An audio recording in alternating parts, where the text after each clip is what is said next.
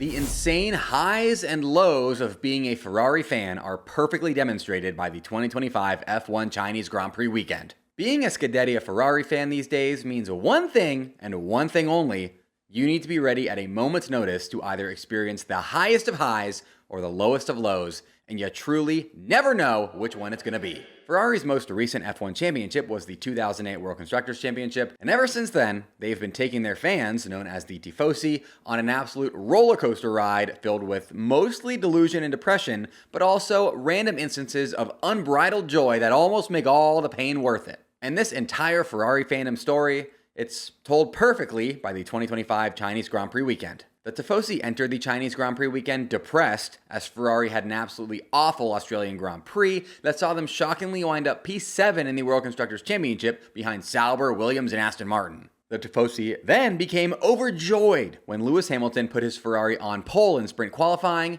and they then became euphoric when Lewis Hamilton proceeded to convert that sprint pole into a sprint win and give Ferrari their first win of the season and of the Lewis Hamilton Ferrari era. Feeling incredible after Lewis's sprint race win, the Tifosi then entered Grand Prix qualifying with high hopes, expecting another pole position. They were instead treated to results of P5 and P6. This brought them back down to earth a little bit, but they were all still deluded by the sprint race into thinking they could win this thing. Welp, the Tifosi were then disappointed, but still kinda okay with their drivers' eventual P5 and P6 race results, before both Ferrari drivers were disqualified after the race, sending the Tifosi into the pit of misery. Dilly dilly.